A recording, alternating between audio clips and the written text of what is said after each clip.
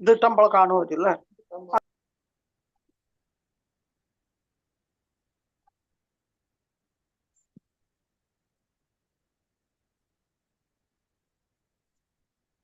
ഹരേ കൃഷ്ണ. എല്ലാവർക്കും പ്രണാമം.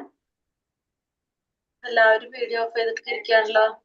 Video on ആക്കാനുള്ളവരൊക്കെ ഓൺ ആക്കിക്കോളൂ. നെറ്റിന് പ്രോബ്ലം ഉള്ളവര് ഓഫ് ചെയ്യുക, അല്ലാത്തവരൊക്കെ ഓൺ ആക്കി. ഹരേ കൃഷ്ണ. ഹരേ കൃഷ്ണ. ഹരേ കൃഷ്ണ മാതാജി. ഹരേ കൃഷ്ണ. ഹരേ കൃഷ്ണ മാതാജി. ഹരേ കൃഷ്ണ. പ്രണാമം. ഹരേ കൃഷ്ണ. ഓം നമോ ഭഗവതേ വാസുദേവായ. ഓം നമോ ഭഗവതേ വാസുദേവായ. ഓം നമോ ഭഗവതേ വാസുദേവായ. ഓം അജ്ഞാനതിമിരാന്ധസ്യ ജ്ഞാനാഞ്ജനാശലാകയ ചക്ഷുരുന്മീലിതം യേന തസ്മൈ ശ്രീ ഗുരവേ നമഃ.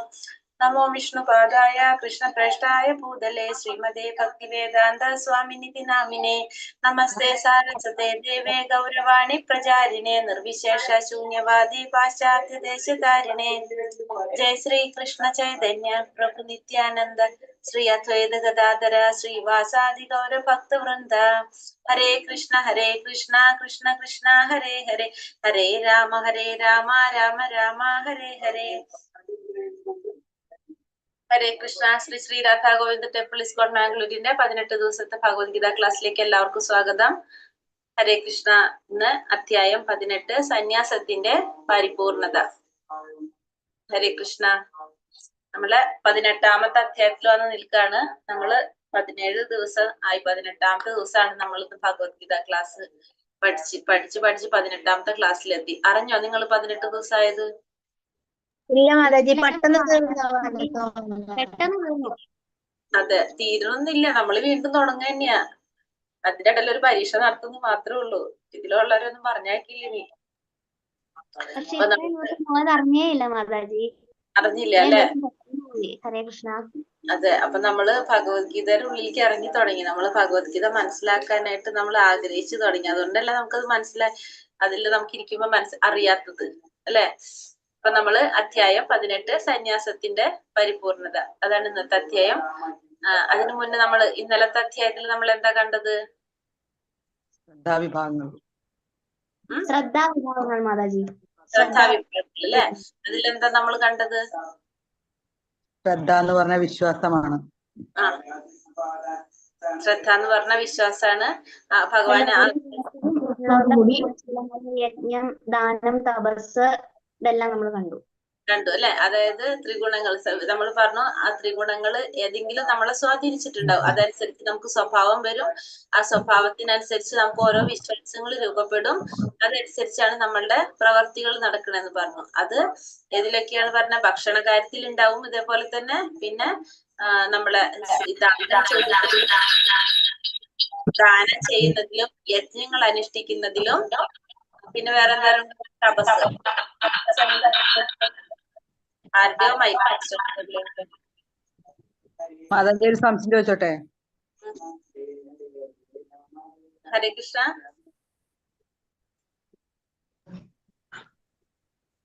മാതാജി ഒരു ക്വസ്റ്റ്യൻ ചോദിച്ചോട്ടെ? ചോദിച്ചോളൂ. പിന്നെ എന്താന്ന് പറഞ്ഞാൽ ഈ ക്ലാസ്സിലെ വിശ്വരൂപ ദർശനത്തിന് കൂടുതൽ പ്രാധാന്യം കൊടുത്തില്ല. പക്ഷെ എല്ലാ ഭഗവത് ക്ലാസ്സിലും വിശ്വരൂപത്തിന് വളരെ പ്രാധാന്യം കൊടുത്ത് ഒരുപാട് സമയം എടുക്കുന്നു. ഇത് പെട്ടെന്ന് അങ്ങ് പറഞ്ഞു പോയി. അത് എന്താന്ന് ചോദിക്കാനാണ്. പ്രാധാന്യം കൊടുക്കാത്തല്ല പ്രഭു. എല്ലാ അധ്യായവും ഒരുപോലെ തന്നെയാണ്.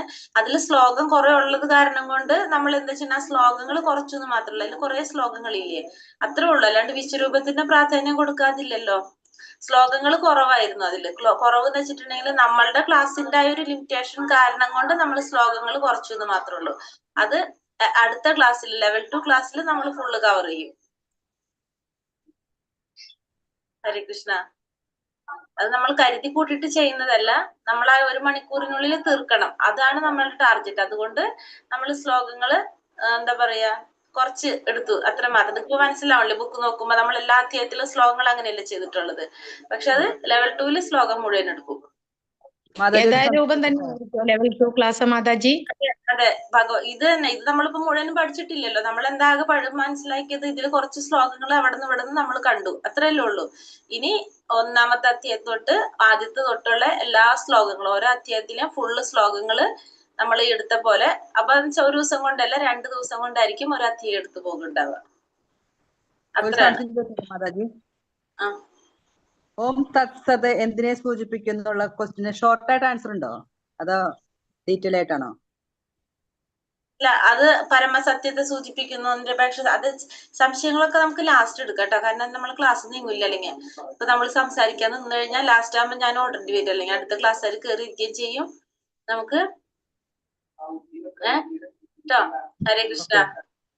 അപ്പൊ നമ്മൾ ഇന്നലത്തെ അധ്യായത്തിൽ 17-ാമത്തെ അധ്യായത്തിൽ നമ്മൾ പറഞ്ഞത് എന്താണ്, നമ്മള് യജ്ഞമായാലും ദാനമായാലും തപസ്സായാലും പിന്നെ ഭക്ഷണക്കാര്യത്തിൽ പോലും എന്തുണ്ട്, ഈ ത്രിഗുണങ്ങളുടെ അടിസ്ഥാനത്തിലാണ് ഇതൊക്കെ നമ്മൾ ചെയ്യുന്നതെന്ന് പറഞ്ഞു അല്ലെ. പിന്നെ നമ്മൾ എന്ത് പറഞ്ഞു? അപ്പൊ നമ്മൾ എന്നിട്ട് പറഞ്ഞു, ഇനി നമ്മൾ ചെയ്യുന്നതില് എന്തെങ്കിലും പിഴവ് വരെ, തെറ്റ് വരെ, അല്ലെങ്കിൽ നമ്മൾ അറിഞ്ഞോ അറിയാതെ എന്തെങ്കിലും തെറ്റ് സംഭവിച്ചു കഴിഞ്ഞാൽ അത് ഭഗവാന് സമർപ്പിച്ച് ചെയ്തു കഴിഞ്ഞാൽ എന്താണ്, അതില് ഉണ്ടാകുന്ന തെറ്റുകള് ഭഗവാൻ അത് ഇല്ലാതാക്കുന്നു പറഞ്ഞു അല്ലെ. അപ്പൊ അങ്ങനെ നമുക്ക് ചെയ്യാന്ന് പറഞ്ഞു. പിന്നെ എന്ത് പറഞ്ഞു ലാസ്റ്റ്? ഇതൊക്കെ ആണെങ്കിലും ഭഗവാനിൽ വിശ്വാസം ഇല്ലാതെയാണ് നമ്മൾ ഇതൊക്കെ ചെയ്യണമെന്ന് വെച്ചിട്ടുണ്ടെങ്കിലോ അതിന് യാതൊരു ഗുണം ഉണ്ടാവില്ല എന്നും കണ്ടു അല്ലെ. അപ്പൊ ഇത്രയും കാര്യങ്ങളാണ് ഇന്നലത്തെ അധ്യായത്തില് കണ്ടത് നമ്മള്. അപ്പൊ ഇന്ന് 18-ാമത്തെ അധ്യായം സന്യാസത്തിന്റെ പരിപൂർണത. അതില് ഇപ്പൊ നമ്മൾ ഇന്നലെ പറഞ്ഞതിന്റെ തന്നെ ബാക്കി. കാരണം ഇന്നലെ ഇതിനൊക്കെ കുറിച്ച് പറഞ്ഞു നമ്മള്, ത്യാഗത്തിനെ കുറിച്ച്. ഇതിലെന്തിനാണ്? യജ്ഞം, ദാനം, തപസ്, പിന്നെ ഭക്ഷണ കാര്യത്തില്.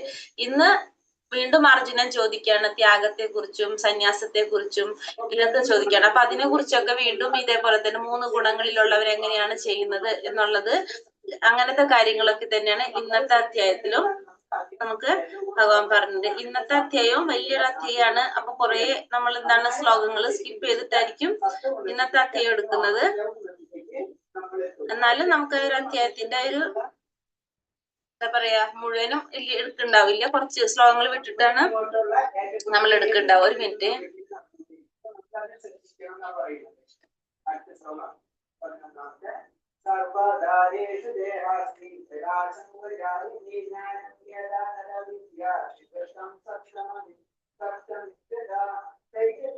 എല്ലാ കാര്യങ്ങളും പ്രകാശിതമാകുമ്പോൾ സത്വഗുണത്തിൽ പ്രഭാവം അനുഭവപ്പെടുന്നു. അപ്പൊ സത്വഗുണം എന്താണ്? അതൊന്നും കൂടെ അതിന്റെ നമ്മൾ ചെയ്യാണ്. ഹരേ കൃഷ്ണ. ഓം നമോ ഭഗവതേ വാസുദേവായ. അധ്യായം 18 സന്യാസത്തിന്റെ പരിപൂർണത. അർജുന ഉവാച സന്യാസസ്യ മഹാബാഹോ തത്വമിച്ഛാമി വേദിതും ത്യാഗസ്യ ച ഋഷികേശ പൃഥാ കേശീനിഷൂദന.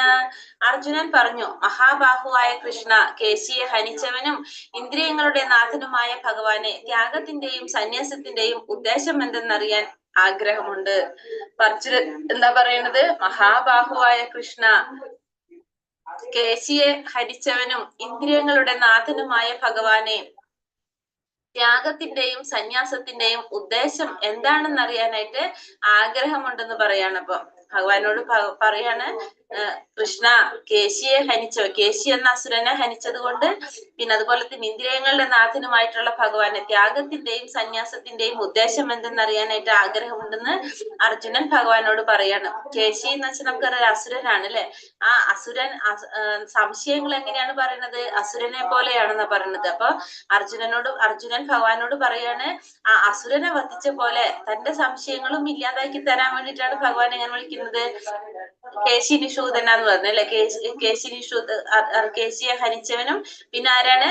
ഇന്ദ്രിയങ്ങളുടെ നാഥൻ. നമുക്കറിയാം നമ്മളെ ഇന്ദ്രിയങ്ങള് നിയന്ത്രിക്കാനായിട്ട് ഭഗവാൻ ആരാണ്? ഋഷികേശനാണ്, ഇന്ദ്രിയങ്ങളുടെ നാഥനാണ്. അപ്പൊ ഭഗവാൻ ഇന്ദ്രിയങ്ങളുടെ നാഥനായതുകൊണ്ട് അർജുനൻ എന്താ പറയണത്? ഇന്ദ്രിയങ്ങളുടെ നാഥനായിട്ടുള്ള ഭഗവാനെ എന്ന് വിളിക്കുന്നത്. കാരണം നിയന്ത്രിക്കേണ്ടത് എന്താണ് അർജുനൻ അറിയുമ്പോ എന്താണ്? നമുക്ക് ഇന്ദ്രിയങ്ങളെ നിയന്ത്രിക്കാനായിട്ട് സാധിക്കണം. ഇത് ആരെക്കൊണ്ട് സാധിക്കുള്ളൂ? ഭഗവാനെ കൊണ്ടേ സാധിക്കുള്ളൂ. അപ്പൊ അതുകൊണ്ട് പറയാണ് ത്യാഗത്തിന്റെയും സന്യാസത്തിന്റെയും ഉദ്ദേശം എന്തെന്നറിയാനായിട്ട് എനിക്ക് ആഗ്രഹമുണ്ട് എന്ന് അർജുനൻ ഭഗവാനോട് പറയാണ് ചെയ്യുന്നത്. ശ്രീ ഭഗവാനുവാച കാമ്യാനാം കർമ്മണാം ന്യാസം സന്യാസം കവയോ വിദുഹു സർവകർമ്മ ഫലത്യാഗം പ്രാഹുസ്ത്യാഗം വിചക്ഷണഃ.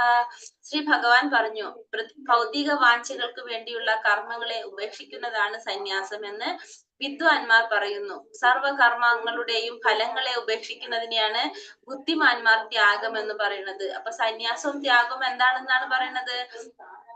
ഭഗവാൻ പറയാണ് ഭൗതികമായിട്ടുള്ള ആഗ്രഹങ്ങൾക്ക് വേണ്ടിയുള്ള കർമ്മങ്ങൾ ഉപേക്ഷിക്കുന്നതാണ് എന്ത്? സന്യാസം. സന്യാസം എന്ന് വെച്ചിട്ടുണ്ടെങ്കില് ഭൗതികമായിട്ടുള്ള ആഗ്രഹങ്ങൾക്ക് വേണ്ടിയിട്ടുള്ള കർമ്മങ്ങള് അതിനെ ഉപേക്ഷിക്കുന്നതാണ് സന്യാസമെങ്കിൽ സർവകർമ്മങ്ങളുടെയും ഫലങ്ങളെ ത്യജിക്കുന്നതാണ് എന്ത്? ത്യാഗമെന്ന് ബുദ്ധിമാന്മാര് ത്യാഗം എന്ന് വിളിക്കുന്നു ഭഗവാൻ പറഞ്ഞപ്പോ വിദ്വാൻമാര് പറയുന്നത് ഭൗതികമായിട്ടുള്ള ആഗ്രഹങ്ങൾക്ക് വേണ്ടിയിട്ടുള്ള കർമ്മങ്ങളെ ഉപേക്ഷിക്കുന്നതാണ് സന്യാസം എന്ന് പറയുന്നു. പിന്നെ കർമ്മങ്ങളുടെ ഫലങ്ങൾ ഉപേക്ഷിക്കുന്നതിനാണ് എന്ത് പറയുന്നത്? ത്യാഗം എന്ന് പറയുന്നത്. ഇനി അടുത്ത ശ്ലോകം കൊടുക്കുന്നില്ല, വായിച്ചിട്ട് പോകാം നമുക്ക്. എല്ലാ കാമ്യകർമ്മങ്ങളും ദോഷകരങ്ങളാകിയാൽ ത്യജിക്കണമെന്ന് ബുദ്ധിമാന്മാരായ ചിലർ പറയുന്നുണ്ട്. യജ്ഞം, ദാനം, തപസ് എന്നിവ ഒരിക്കലും ഉപേക്ഷയും പാടില്ല എന്ന് ചില ഋഷികൾ അഭിപ്രായപ്പെടുന്നു. ഇവിടെ പറയുന്നതൊന്നും ഭഗവാന്റെ അഭിപ്രായമല്ല. എന്താ പറയണത്? എല്ലാ കാമ്യകർമ്മങ്ങളും ദോഷകരങ്ങളാകിയാൽ അതിനെ ത്യജിക്കണമെന്ന് ബുദ്ധിമാന്മാരായ ചിലർ പറയുന്നു. അപ്പൊ ബുദ്ധിമാന്മാര് പറയുന്നു എന്നാണ് ഭഗവാൻ പറയുന്നത് ഇവിടെ. കാമ്യകർമ്മങ്ങൾ ദോഷകരമായതുകൊണ്ട് അതിനെ ത്യജിക്കണമെന്ന് ബുദ്ധിമാന്മാര് പറയുന്നു. പിന്നെ യജ്ഞവും ദാനവും തപസ്സും ഇവ ഒരിക്കലും ഉപേക്ഷിക്കാൻ പാടില്ല എന്ന് ആരഭിപ്രായപ്പെടുന്നു? ഋഷികൾ അഭിപ്രായപ്പെടുന്നു എന്നാണ് ഭഗവാൻ പറയുന്നത്. ഇതൊന്നും ഭഗവാന്റെ അഭിപ്രായത്തിലല്ല പറയുന്നത്. ഹേ ഭാരത ശ്രേഷ്ഠ, ത്യാഗത്തെ കുറിച്ചുള്ള എന്റെ വിധി നിർണയം കേൾക്കൂ. ഇനി ഭഗവാൻ പറയാണ്, ഈ ത്യാഗത്തെ കുറിച്ചുള്ള എന്റെ വിധി നിർണയം കേൾക്കൂ. പുരുഷ വ്യാഘ്രമേ, ത്യാഗം 3 വിധമെന്ന് ധർമ്മശാസ്ത്രങ്ങളിൽ പ്രസ്താവിച്ചിട്ടുള്ളത്. അപ്പൊ ത്യാഗം 3 തരത്തിലുണ്ടെന്നാണ് എന്തിൽ പറയണത്? ധർമ്മശാസ്ത്രങ്ങളിൽ പറയുന്നത്. ത്യാഗം 3 തരത്തിലുണ്ടെന്നാണ്. അപ്പൊ ഭഗവാന്റെ അഭിപ്രായം എന്താണെന്ന് ഭഗവാൻ പറയാൻ പോണ്. യജ്ഞം, ദാനം, തപസ് എന്നീ കർമ്മങ്ങൾ ഉപേക്ഷിക്കേണ്ടവയല്ല, അവ അനുഷ്ഠിക്കപ്പെടണം. മഹാത്മാക്കളെ പോലും വിശുദ്ധീകരിക്കുന്നതാണ് ഇവ 3. അപ്പൊ യജ്ഞവും ദാനവും തപസ്സും ഇതൊന്നും നമ്മൾ എന്ത് ചെയ്യേണ്ടതല്ല? ഉപേക്ഷിക്കേണ്ടതല്ല.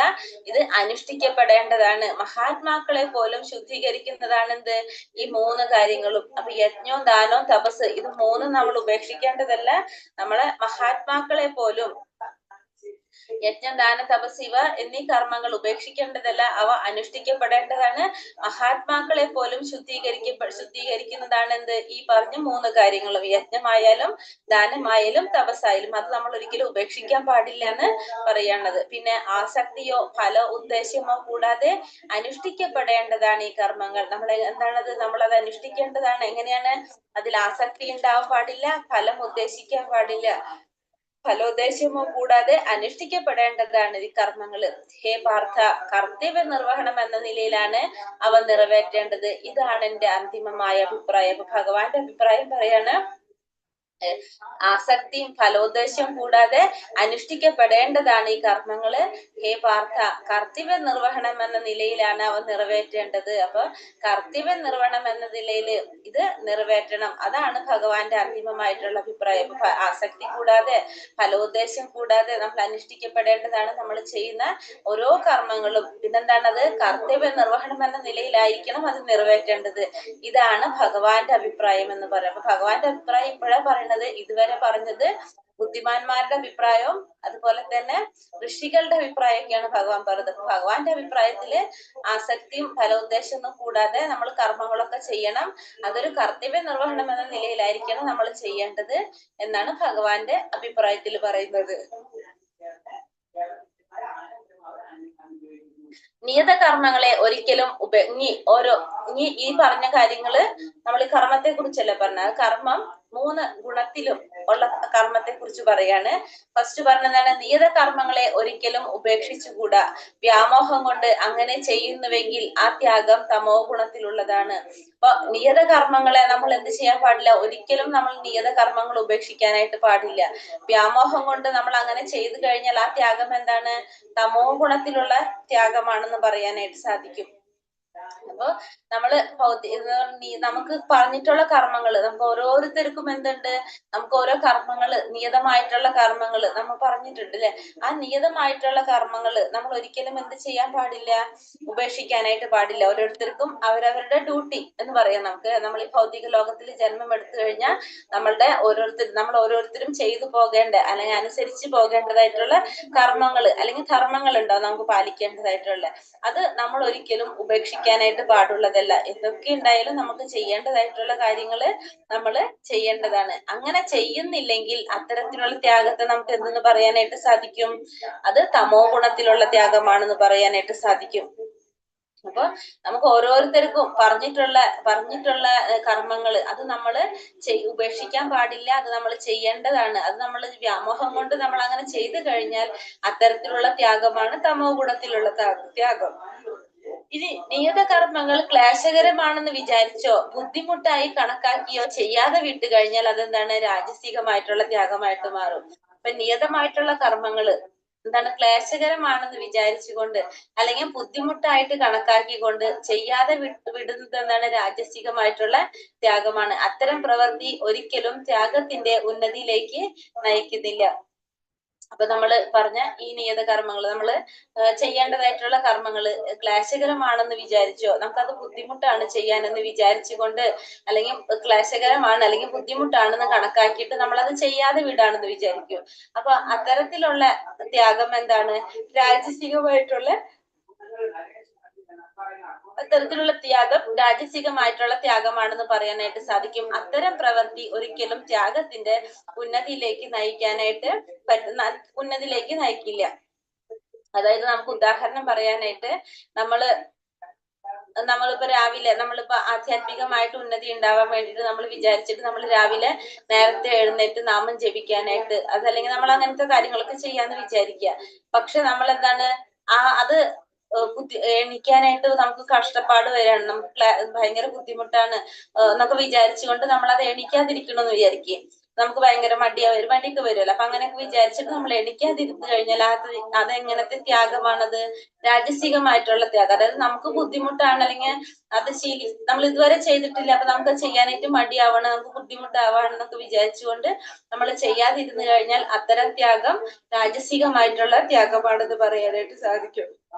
അതൊരിക്കലും നമ്മളെവിടേക്ക് നയിക്കില്ല? ഉന്നതിയിലേക്ക് നയിക്കില്ല. അപ്പൊ നിയത കർമ്മങ്ങൾ ക്ലേശകരമാണെന്ന് വിചാരിച്ചോ ബുദ്ധിമുട്ടായിട്ട് കണക്കാക്കിയോ ചെയ്യാതെ വിട്ടുകഴിഞ്ഞാൽ അത് രാജസികമായിട്ടുള്ള ത്യാഗമാണ്. ഇത്തരം പ്രവൃത്തി ഒരിക്കലും ത്യാഗത്തിന്റെ ഉന്നതിയിലേക്ക് നമ്മളെ നയിക്കുന്നുണ്ടാവില്ല. അപ്പൊ 2 കാര്യം പറഞ്ഞു. തമോ ഗുണത്തിലുള്ള ത്യാഗത്തെ കുറിച്ച് പറഞ്ഞു, രാജസികമായ ത്യാഗത്തെ കുറിച്ച് പറഞ്ഞു. അപ്പൊ തമോ ഗുണത്തിലുള്ള ത്യാഗം നിയത കർമ്മങ്ങൾ നമ്മൾ ഒരിക്കലും ഉപേക്ഷിക്കാൻ പാടില്ല. വ്യാമോഹം കൊണ്ട് അങ്ങനെ നമ്മൾ ഉപേക്ഷിച്ചു കഴിഞ്ഞാൽ അത്തരം ത്യാഗം തമോ ഗുണത്തിലുള്ളതായിരിക്കും. ഈ നിയത കർമ്മങ്ങൾ ക്ലേശകരമാണെന്ന് വിചാരിച്ചോ അല്ലെങ്കിൽ ബുദ്ധിമുട്ടാണെന്ന് കണക്കാക്കിക്കൊണ്ടോ നമ്മൾ ചെയ്യാതെ വിട്ടുകഴിഞ്ഞാൽ അത് രാജസികമായിട്ടുള്ള ത്യാഗമാണ്. അതും നമ്മളെ ഉന്നതിയിലേക്ക് നയിക്കുന്നുണ്ടാവില്ല. ഇനി 3-മത്തത് സാത്വികമായിട്ടുള്ള ത്യാഗം.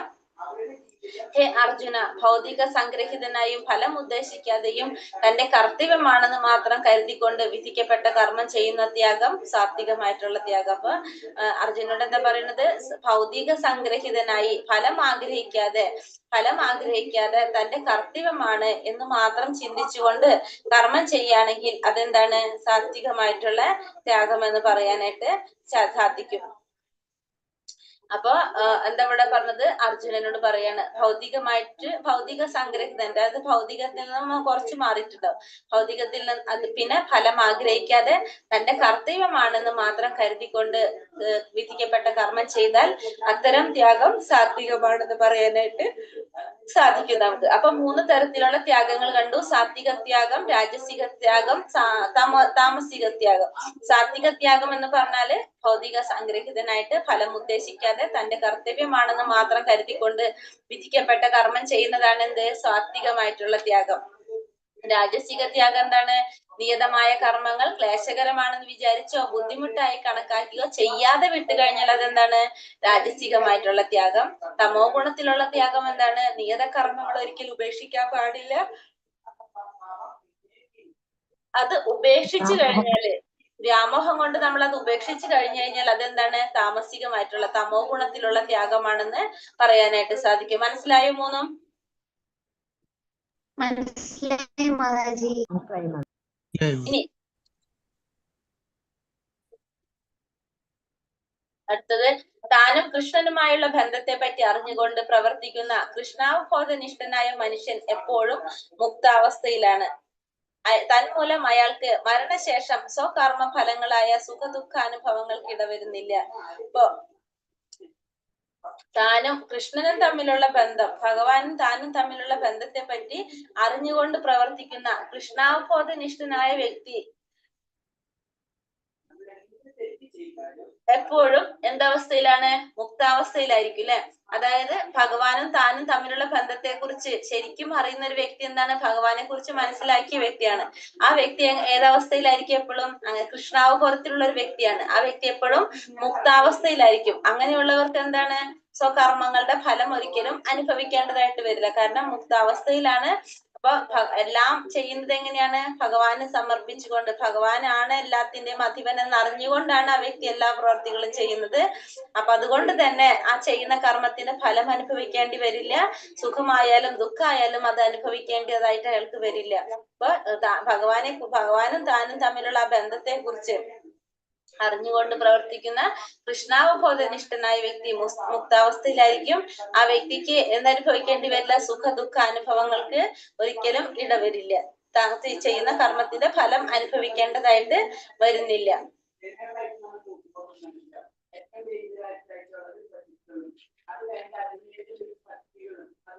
ഇടയിൽ ശ്ലോകങ്ങൾ വിട്ടിട്ടാണ് പോകുന്നത്. നമ്മളുടെ വായിച്ചു നോക്കണം പക്ഷെ എല്ലാവരും കേട്ടോ. അനാസക്തമായും രാഗദ്വേഷരഹിതമായും ഫലാസക്തി കൂടാതെയും. ഇനിയിപ്പോ ആദ്യം നമ്മൾ എന്തിനെ കുറിച്ചാ പറഞ്ഞത്, ഏതിനെ കുറിച്ചാ പറഞ്ഞത്, സാത്വികമായിട്ടും രാജസികമായിട്ടും താമസികമായിട്ടുള്ള ത്യാഗത്തെ കുറിച്ച് പറഞ്ഞു അല്ലെ. ത്യാഗത്തെ കുറിച്ച് പറഞ്ഞു. ഇനി നമ്മൾ എന്തിനെ കുറിച്ചാ പറഞ്ഞത്, കർമ്മത്തെ കുറിച്ച് പറയാണ്. സാത്വികമായിട്ടുള്ളതും രാജസികമായിട്ടും താമസികമായിട്ടുള്ള കർമ്മത്തെ കുറിച്ച് പറയാണ്. അനാസക്തമായും രാഗദ്വേഷരഹിതമായും ഫലാസക്തി കൂടാതെയും നിയന്ത്രിതമായ വിധത്തിൽ ചെയ്യുന്ന കർമ്മം സാത്വികമെന്ന് പറയുന്നു.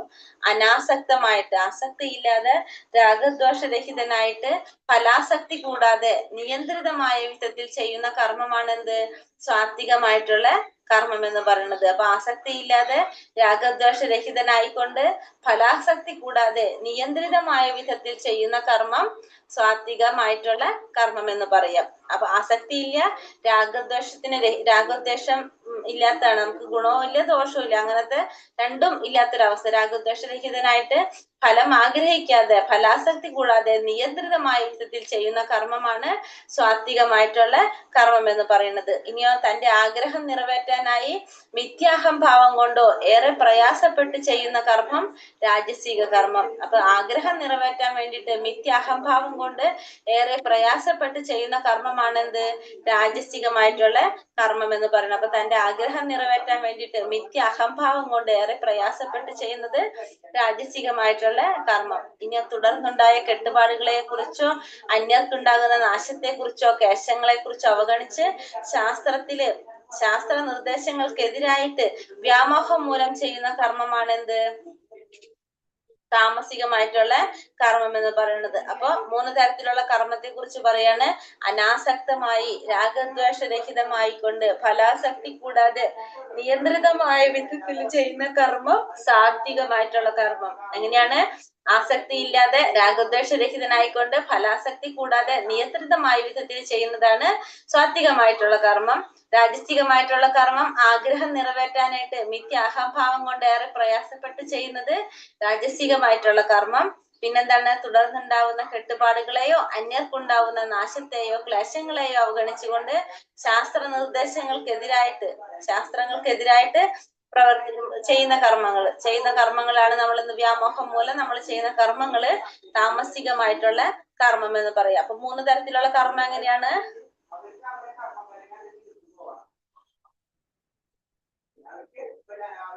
രാജസിക കർമ്മം, താമസിക അനാസക്തമായും രാഗദ്വേഷരഹിതമായും ഫലാസക്തി കൂടാതെ രാഗദ്വേഷരഹിതമായും ഫലാസക്തികൂടായും ചെയ്യുന്നതാണ്.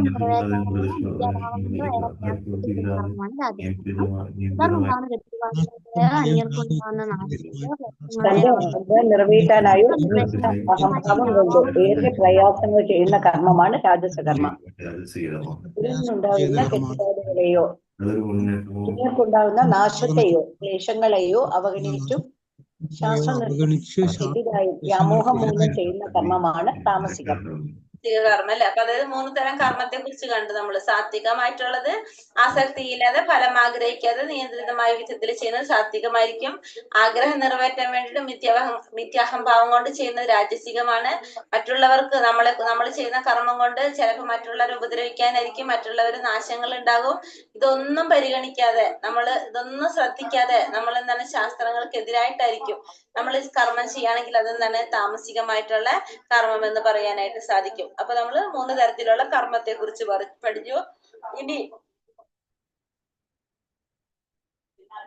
എന്തിനെ കുറിച്ച് പറയണത്? ബുദ്ധിയെ കുറിച്ചാണ് പറയുന്നത്. ഇപ്പൊ നമ്മൾ 2 കാര്യം കണ്ടു. ത്യാഗത്തെ കുറിച്ച് കണ്ടു, കർമ്മത്തെ കുറിച്ച് കണ്ടു. ഇനി ബുദ്ധിയെ കുറിച്ച് പറയാണ്. എന്താണ്?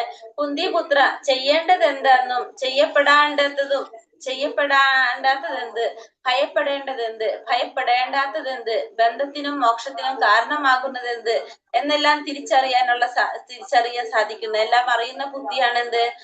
സാത്വികമായിട്ടുള്ള ബുദ്ധി. അതായത് സാത്വികമായിട്ടുള്ള ബുദ്ധി എന്ന് പറയുമ്പോൾ നമുക്ക് എന്താണ് ചെയ്യേണ്ടതെന്ന് അറിയാം, എന്താണ് ചെയ്യാൻ പാടില്ലാത്തത് നമുക്കറിയാം, ഭയപ്പെടേണ്ട കാര്യം എന്താണെന്ന് അറിയാം, ഭയപ്പെടേണ്ടതല്ലാത്ത കാര്യങ്ങൾ എന്താണെന്ന് അതും അറിയാം, ബന്ധത്തിന് കാരണമാകുന്നത് എന്താണെന്നും മോക്ഷത്തിന് കാരണമാകുന്നത് എന്താണെന്നും എല്ലാം നമുക്കറിയാം. അത്തരത്തിലുള്ള ബുദ്ധിയാണ് എന്ത്? സാത്വികമായിട്ടുള്ള ബുദ്ധി എന്ന് പറയുന്നത്. അപ്പൊ സാത്വികമായിട്ടുള്ള ബുദ്ധി എന്ന് പറയുന്നത് ചെയ്യേണ്ടത് എന്താണ്, ചെയ്യപ്പെടേണ്ടാത്തത് എന്താണ്, ഭയപ്പെടേണ്ടത് എന്താണ്, ഭയപ്പെടേണ്ടാത്തത് എന്താണ്, ബന്ധത്തിനും മോക്ഷത്തിനും കാരണമാകുന്നത് എന്താണ്, ഇതെല്ലാം അറിയുന്ന ബുദ്ധി. ഇതൊക്കെ നമുക്ക് ഇതൊക്കെ അറിയുന്ന ബുദ്ധിയാണ് എന്ത്?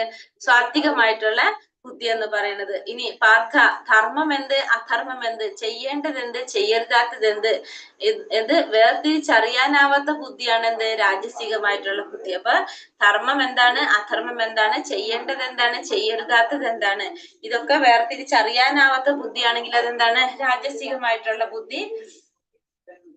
ഇനിയോ വ്യാമോഹത്തിന്റെയും അന്ധകാരത്തിന്റെയും സ്വാധീനതയിൽ അധർമ്മത്തെ ധർമ്മമായും ധർമ്മത്തെ അധർമ്മമായും കരുതി സദാ തെറ്റായ വഴിക്ക് പ്രവർത്തിക്കുന്ന ബുദ്ധിയാണ് എന്ത്?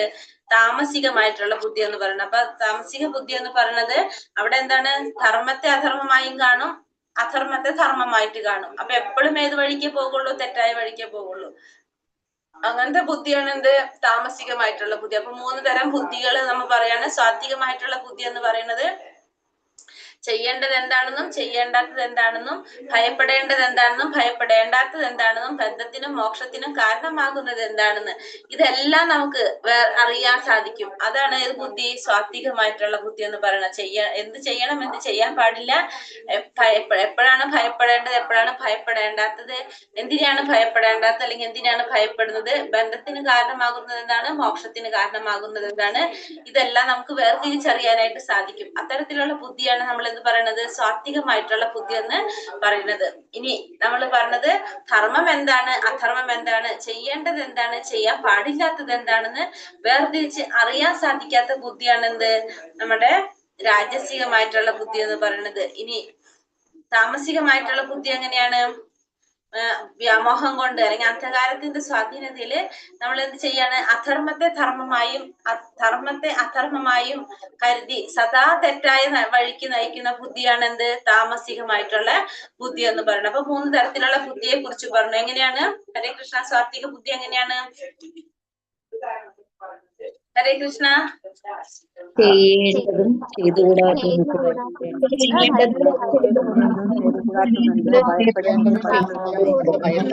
ഭയപ്പെടേണ്ടതും ഭയപ്പെടേണ്ടാത്തതും എന്ത്, മോക്ഷത്തിന് കാരണമാവുന്നത് എന്ത് എന്നെല്ലാം അറിയേണ്ടതാണ് സാത്വികമായ ബുദ്ധി. അറിയുന്ന രീതിയിൽ പ്രവർത്തിക്കുന്നതാണ് സാത്വികമായ ബുദ്ധി. രാജസികമായിട്ടുള്ളത്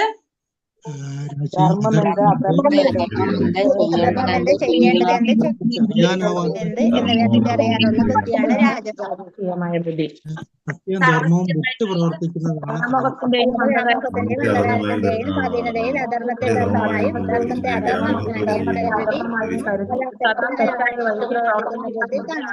അധർമ്മമായും താമസികമായ 3 തരത്തിലുള്ള ബുദ്ധിയെ കുറിച്ച് നമ്മൾ കണ്ടില്ല. സാത്വികമായിട്ടുള്ള ബുദ്ധി എന്ന് പറഞ്ഞത് ചെയ്യേണ്ടത് എന്താണ്, ചെയ്ത് കൂടാത്തത് എന്താണ്, ഭയപ്പെടേണ്ടത് എന്താണ്, ഭയപ്പെടേണ്ടാത്തത് എന്താണ്, ബന്ധത്തിനും മോക്ഷത്തിനും കാരണമാകുന്നത് എന്താണ്, ഇതെല്ലാം അറിയാൻ സാധിക്കുന്ന ബുദ്ധിയാണ് എന്ത്? സാത്വിക ബുദ്ധി. ധർമ്മം എന്ത്, അധർമ്മം എന്ത്, ചെയ്യേണ്ടത് എന്ത്, ചെയ്യരുതാത്തത് എന്ത്, അത് വേർതിരിച്ചറിയാനാവാത്തത് രാജസികമായിട്ടുള്ള ബുദ്ധി. ധർമ്മത്തെ അധർമ്മമായും അധർമ്മത്തെ ധർമ്മമായി കരുതി സദാ തെറ്റായ വഴിക്ക് നയിക്കുന്ന ബുദ്ധിയാണ് എന്ത്? താമസികമായിട്ടുള്ള ബുദ്ധി എന്ന് പറയുന്നത്. അപ്പൊ 3 തരം ബുദ്ധിയെ കുറിച്ച് പറഞ്ഞു. അപ്പൊ നമ്മൾ ത്യാഗത്തെ കുറിച്ച് കണ്ടു, കർമ്മത്തെ കുറിച്ച് കണ്ടു, ബുദ്ധിയെ കുറിച്ച് കണ്ടു അല്ലെ? 3 കാര്യങ്ങളെ കുറിച്ച് നമ്മൾ ത്യാഗം പറഞ്ഞു. രാജസികവും താമസികവും സാത്വികത്തിലുള്ള ത്യാഗത്തെ കുറിച്ച് പറഞ്ഞു. പിന്നെ നമ്മള് കർമ്മത്തെ കുറിച്ച് കണ്ടു. പിന്നെ നമ്മൾ ബുദ്ധിയെ കുറിച്ച് പറഞ്ഞു 3 തരത്തിലുള്ള. ഇനി എന്താ പറഞ്ഞ? ബ്രഹ്മഭൂത പ്രസന്നാത്മാന ശോചനദിന കാംക്ഷതി സമസർവേഷു ഭൂതേഷു മദ്ഭക്തിം ലഭതേ പരാം. ഈ ആധ്യാത്മിക അവസ്ഥയിൽ എത്തിച്ചേർന്നവൻ പരബ്രഹ്മ സാക്ഷാത്കാരം സിദ്ധിച്ച് പരമാനന്ദം അനുഭവിക്കുന്നു. അയാൾക്ക് എന്തില്ല? ദുഃഖങ്ങളില്ല, ആഗ്രഹങ്ങളില്ല. സർവഭൂതങ്ങളിലും സമഭാവനയോടെയാണ് അയാൾക്കുള്ളത്. ഈ നിലയിൽ അയാൾ വിശുദ്ധ ഭക്തിയോടെ എന്റെ സേവനത്തിൽ മുഴുകുന്നു. അപ്പോ ഇവിടെ എന്താ പറഞ്ഞത്?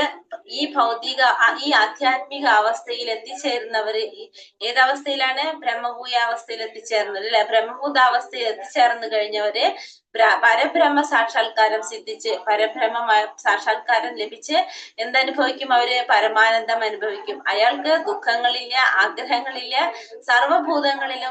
സർവഭൂതങ്ങളിലും സമഭാവനയാണ് അയാൾക്കുള്ളത്. ആ നിലയിൽ അയാൾ വിശുദ്ധ ഭക്തിയോടെ എന്റെ സേവനത്തിൽ മുഴുകുന്നു. ഇവിടെ എന്താ പറയണത്? ആധ്യാത്മിക അവസ്ഥയിൽ, ഈ ആധ്യാത്മിക അവസ്ഥയിൽ എത്തിച്ചേരുക. ഏതവസ്ഥയിലാണ് നമ്മൾ എത്തിച്ചേരുന്നത്? ഭൂതാവസ്ഥയിൽ എത്തിച്ചേരുന്നത് അല്ലെ? ബ്രഹ്മഭൂതാവസ്ഥയിൽ എത്തിച്ചേരാൻ. ബ്രഹ്മഭൂയാവസ്ഥ എന്ന് വെച്ചാൽ എന്താണ്? നമ്മൾ നേരത്തെ പഠിച്ചിട്ടുണ്ട്. എന്താ ബ്രഹ്മഭൂതാവസ്ഥ? ഹരേ കൃഷ്ണ. ഹരേ കൃഷ്ണ.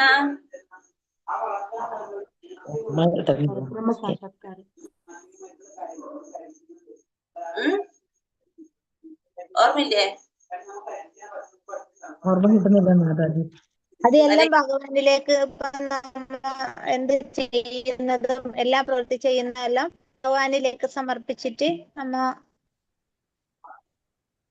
അതായത് നമ്മള് ആത്മീയത്തിലേക്ക് എത്തിയിട്ടുള്ള ഒരവസ്ഥ, നിന്ന് ആത്മീയത്തിലേക്ക് മാറുന്ന ഒരു അവസ്ഥ. അതാണ് പറയുന്നത്. ഈ ബ്രഹ്മഭൂയ അവസ്ഥയിൽ എത്തിക്കഴിഞ്ഞിട്ടുണ്ടെങ്കിൽ, ആ അവസ്ഥയിൽ എത്തിക്കഴിഞ്ഞാല് നമ്മൾ എന്താണ്?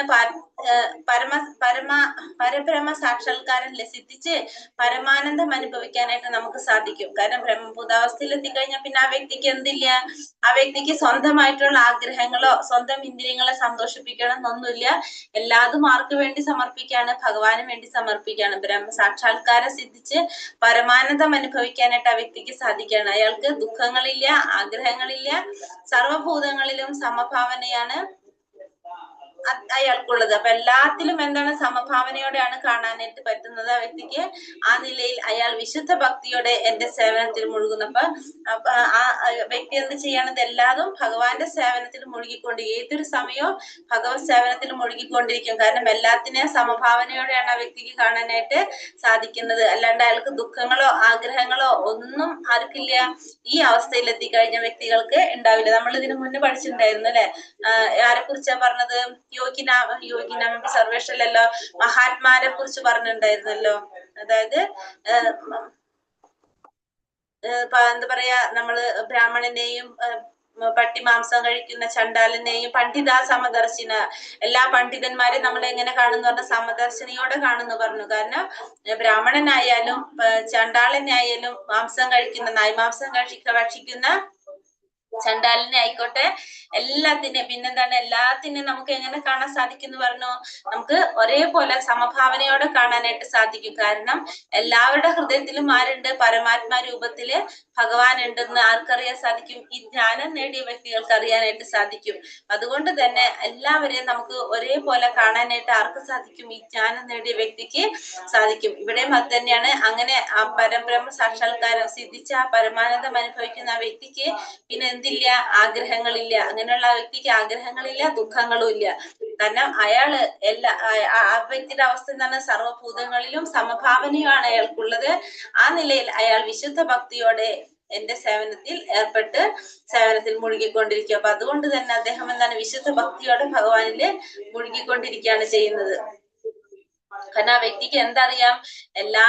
എല്ലാവരിലും പരമാത്മാ രൂപത്തില് ഭഗവാൻ ഉണ്ട്, ജീവാത്മാവുണ്ട്. എല്ലാവരിലും എന്താണ്? ആ പരമാത്മാവ് എല്ലാവരിലും ഒരുപോലെയാണ്. ജീവാത്മാവ് ഓരോ ശരീരത്തിനനുസരിച്ച് വ്യത്യാസം ഉണ്ടായിരിക്കും. ഈ ശരീരം എങ്ങനെയാണ്? നമുക്ക് ശരീരം കൊണ്ട് മാത്രമാണ് നമ്മൾ എല്ലാവരും വ്യത്യസ്തരാണ് എന്നുള്ളതൊക്കെ ആർക്കറിയാൻ സാധിക്കും? ഈ പരമാത്മാവിന് പരമാത്മാ രൂപത്തിൽ നമ്മള് ആരുണ്ട്? ഭഗവാൻ ഇരിക്കുന്നുണ്ട്. അപ്പൊ ഇത്രയും കാര്യങ്ങൾ ആർക്ക് മനസ്സിലാക്കാൻ സാധിക്കും? ഈ ബ്രഹ്മഭൂതാവസ്ഥയിലെത്തിയ വ്യക്തിക്ക് മനസ്സിലാക്കാനായിട്ട് സാധിക്കും. ഭക്ത്യ മാമാഭിജാനാതി യാവാൻ യച്ഛാസ്മി തത്വതഃ തതോ മാം തത്തതോ ജ്ഞാതോ വിശാദേ തദനന്തരം. ഭക്തിയുടെ സേവനം കൊണ്ട് മാത്രമേ ഞാനാണ് പരമദിവ്യോത്തമ പുരുഷൻ എന്ന സത്യം അറിയാൻ കഴിയൂ.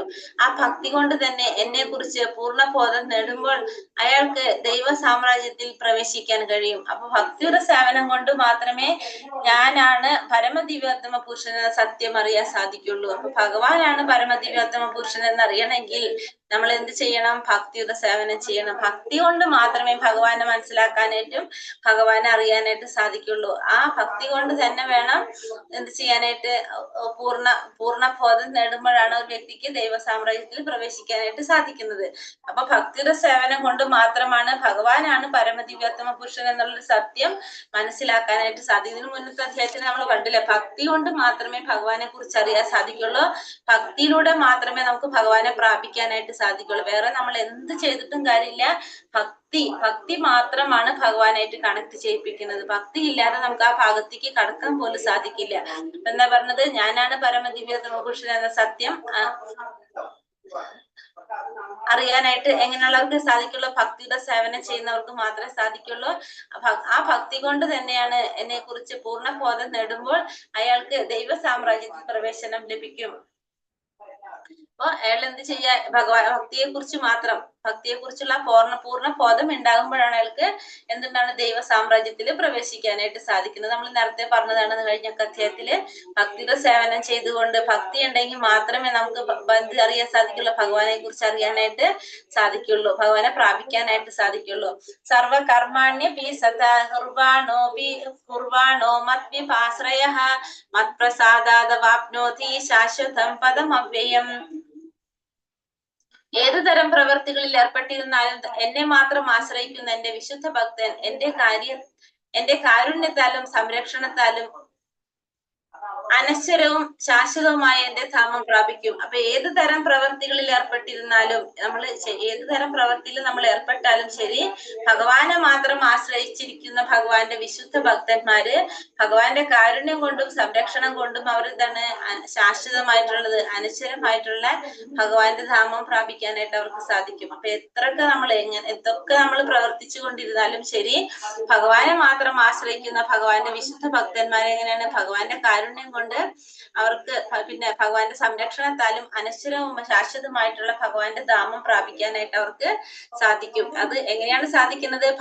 ഭഗവാന്റെ കാരുണ്യം കൊണ്ട്, അല്ലെങ്കിൽ ഭഗവാന്റെ കാരുണ്യം കൊണ്ട്, അല്ലെങ്കിൽ ഭഗവാന്റെ സംരക്ഷണം കൊണ്ട് ഭഗവാന്റെ ധാമം പ്രാപിക്കാനായിട്ട് സാധിക്കും. എങ്ങനെയുള്ളവർക്കാണ്? വിശുദ്ധ ഭക്തന്മാർക്ക് എടുത്തു പറഞ്ഞിട്ടുണ്ട്, ഏത് തരം പ്രവൃത്തിയിൽ ഏർപ്പെട്ടിരുന്നാലും എന്നെ മാത്രം ആശ്രയിക്കുന്ന വിശുദ്ധ ഭക്തന്മാർക്ക്. അപ്പൊ നമ്മൾ ചിന്തിക്കും ഏത് തരം പ്രവൃത്തി ഏർപ്പെട്ടാലും കുഴപ്പമില്ലല്ലോ. പക്ഷെ വിശുദ്ധ ഭക്തൻ എന്ന് എടുത്തു പറഞ്ഞപ്പോ നമുക്ക് അവിടെ എന്ത് മനസ്സിലായി? വിശുദ്ധ ഭക്തന്മാര് ഏത് സമയത്തും എന്ത് ചെയ്യുന്നവരാണ്? ഭഗവത് സേവനം ചെയ്യുന്നവരാണല്ലേ. ഏതൊരു സമയത്തും അവര് ഇങ്ങനെ ചെയ്തുകൊണ്ടിരിക്കുകയാണ്. അപ്പൊ വിശുദ്ധ ഭക്തന്മാരെ കുറിച്ചാണ് നമ്മളിവിടെ പറയുന്നത്. വിശുദ്ധ ഭക്തന്മാരാണ് ഏത് പ്രവൃത്തിയിൽ ഏർപ്പെട്ടിരുന്നാലും, അതായത് എന്നെ മാത്രം ആശ്രയിച്ചു കൊണ്ടിരിക്കുകയാണെങ്കിൽ അവർക്ക് എന്താണ് ഭഗവാന്റെ കാരുണ്യം കൊണ്ട് അവർക്ക് ഭഗവാന്റെ ശാശ്വതമായിട്ടുള്ള ധാമം പ്രാപിക്കാനായിട്ട് സാധിക്കും. മച്ചിത്ത സർവ ദുർഗാണി മത്പ്രസാദാതരിഷ്യസി അഥാ ചേതോ മഹങ്കാരൻ നാശോഷ്യസി വിനക്ഷസി.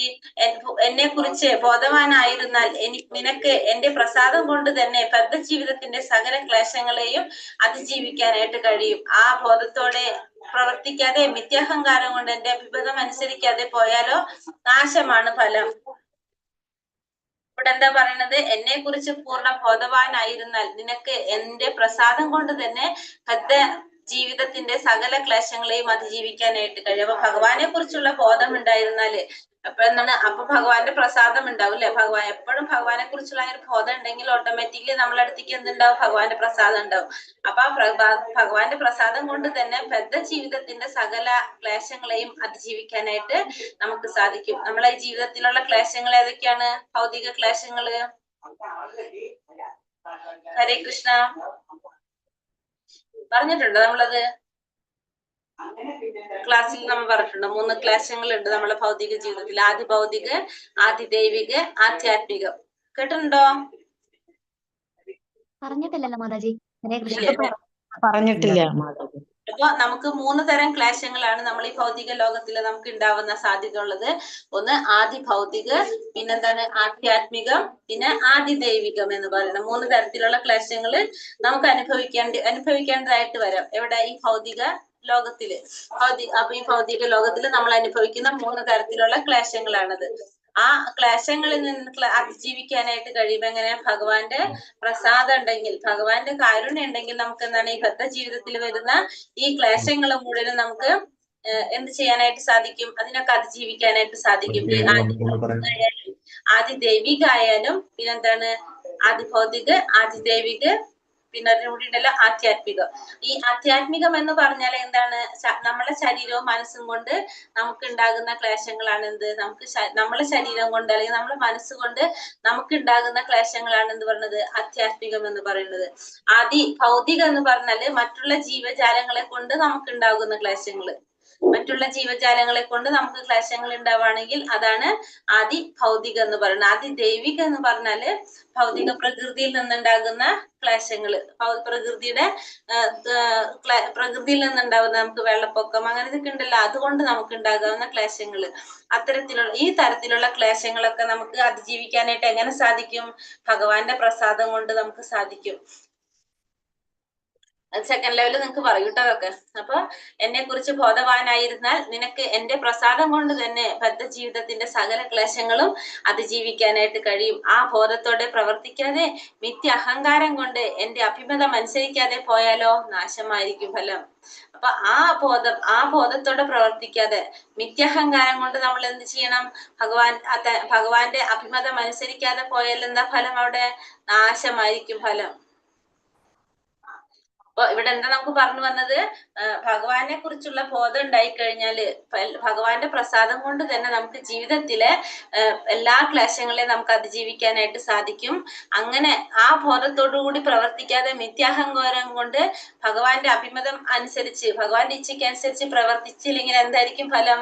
നാശമായിരിക്കും നമുക്ക് ഫലമെന്ന് ഭഗവാൻ പറയാണ്. ഈശ്വര സർവഭൂതാനാം ഹൃദയശാർജുന തിഷ്ഠതി ഭ്രാമയാൻ സർവഭൂതാനി യന്ത്രാരൂഢാനി മായയ.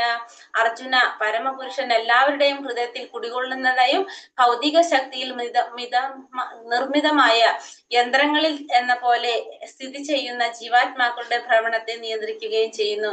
അർജുനനോട് ഭഗവാൻ എന്താ പറയുന്നത്? എല്ലാവരുടെ ഹൃദയത്തിൽ കുടികൊള്ളുകയും ഭഗവാൻ എല്ലാവരുടെ ഹൃദയത്തിൽ കുടികൊള്ളുന്നു.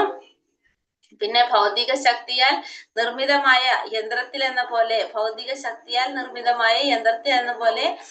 സ്ഥിതി ചെയ്യുന്ന ജീവാത്മാക്കളുടെ ഭ്രമണത്തെ നിയന്ത്രിക്കുന്നു. പിന്നെ ജീവാത്മാക്കളുടെ ഭ്രമണത്തെ നിയന്ത്രിക്കുന്നതും ആര് തന്നെയാണ്? ഭഗവാൻ തന്നെയാണ്. അപ്പൊ അർജുനനോട് പറയാണ് ഭഗവാൻ, പരമപുരുഷൻ എല്ലാവരുടെയും ഹൃദയത്തിൽ കുടികൊള്ളുന്ന ഭൗതിക ശക്തിയാൽ നിയന്ത്രിതമായ ധർമ്മത്തിൽ എന്ന പോലെ സ്ഥിതി ചെയ്യുന്ന ജീവാത്മാക്കളുടെ ഭ്രമണത്തെ നിയന്ത്രിക്കുന്നു. ഭഗവാൻ എല്ലാവരുടെ ഹൃദയത്തിൽ കുടികൊള്ളുന്നുണ്ട്. ആ ഭൗതിക ശക്തിയാൽ നിർമ്മിതമായിട്ടുള്ള യന്ത്രം എന്ന പോലെ എന്താ ചെയ്യുന്നത്? ആ നമ്മുടെ ഉള്ളിലിരിക്കുന്ന ഭഗവാൻ എന്ത് ചെയ്യാണ്? ജീവാത്മാക്കളുടെ ഭ്രമണത്തെ നിയന്ത്രിക്കുന്നതും ആര് തന്നെയാണെന്ന് പറയാണ് ഇവിടെ? ഭഗവാൻ തന്നെയാണ് നിയന്ത്രിക്കുന്നത് എന്ന് പറയാണ്.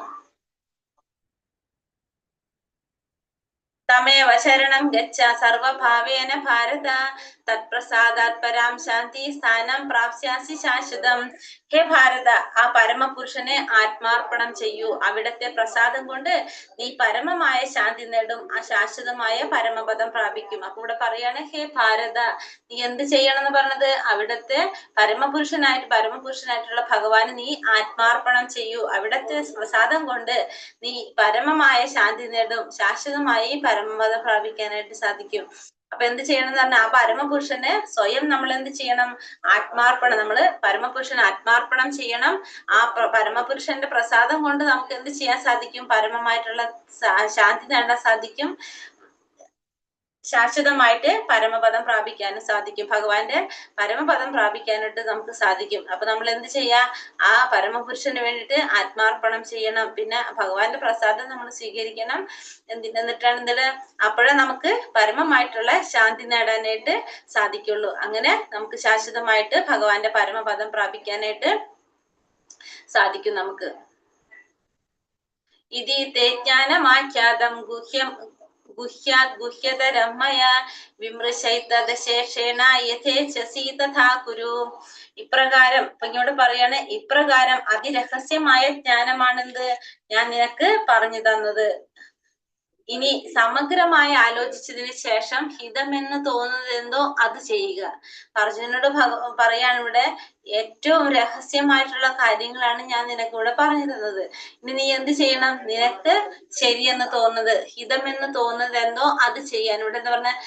യഥേച്ഛസി തഥാ കുരു എന്ന് പറഞ്ഞ, ഹിതമെന്ന് തോന്നുന്നത് എന്തോ അത് ചെയ്യൂ എന്നാണ് ഇവിടെ ഭഗവാൻ അർജുനനോട് പറയുന്നത്. അല്ലാതെ ഇപ്പൊ ഇത്രയും കാര്യങ്ങൾ അർജുനന് ഭഗവാൻ പറഞ്ഞു കൊടുത്തു, എന്നിട്ട് പറയാണ് നിനക്ക് ഹിതമെന്നും തോന്നുന്നത് എന്തോ അത് നീ ചെയ്യൂ എന്നാണ് ഇവിടെ അർജുനനോട് ഭഗവാൻ പറയുന്നത്. നിനക്ക് ഏതാണോ ശരിയെന്ന് തോന്നുന്നത് അത് നീ പ്രവർത്തിക്കൂ.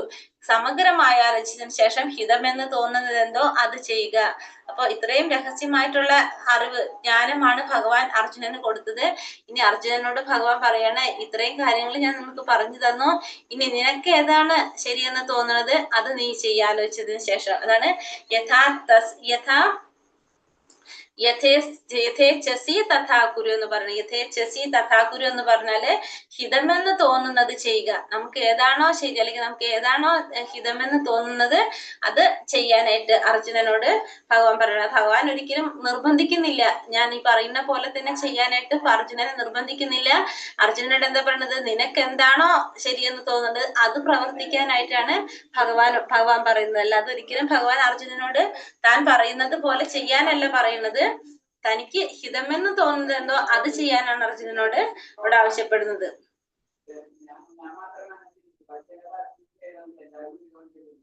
മന്മനാഭവ മത്ഭക്തോ മധ്യാജീമാ നമസ്കുരു മാമേ വൈശ്യസി സത്യം തേ പ്രതിജാനേ പ്രിയോസിമേ.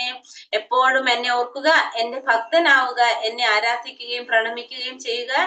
ഇങ്ങനെ ചെയ്തു പോന്നാൽ നിശ്ചയമായും നിനക്ക് എന്നെ പ്രാപിക്കാം. ഞാൻ തീർത്തു പറയുന്നു, എന്തെന്നാൽ എനിക്ക് പ്രിയപ്പെട്ടവനാണ് നീ. ഇവിടെ എന്താ പറയണത്? ഭഗവാൻ എന്താ പറയണത്? എപ്പോഴും എന്നെ ഓർക്കുക, എന്റെ ഭക്തനാവുക, എന്നെ ആരാധിക്കുകയും പ്രണമിക്കുകയും ചെയ്യുക. ഇങ്ങനെ ചെയ്തു പോന്നു കഴിഞ്ഞാൽ നിശ്ചയമായും നിനക്ക് എന്നെ പ്രാപിക്കാനായിട്ട് സാധിക്കും. കാരണം ഞാൻ തീർത്തു പറയുന്നു, നീ എന്താണ്? നീ എനിക്ക് പ്രിയപ്പെട്ടവനാണ്. അപ്പൊ ഭഗവാൻ എന്താ ഇവിടെ പറഞ്ഞത്? ഭഗവാനെ എങ്ങനെ ചെയ്യണം എന്നാ പറയണത്? എപ്പോഴും ഭഗവാനെ ഓർക്കണം. നമ്മൾ ഒരു സമയം പോലും നമ്മളുടെ ഉള്ളിൽ ഉണ്ടാവാൻ പാടില്ല ഭഗവാൻ ഓർക്കാത്ത.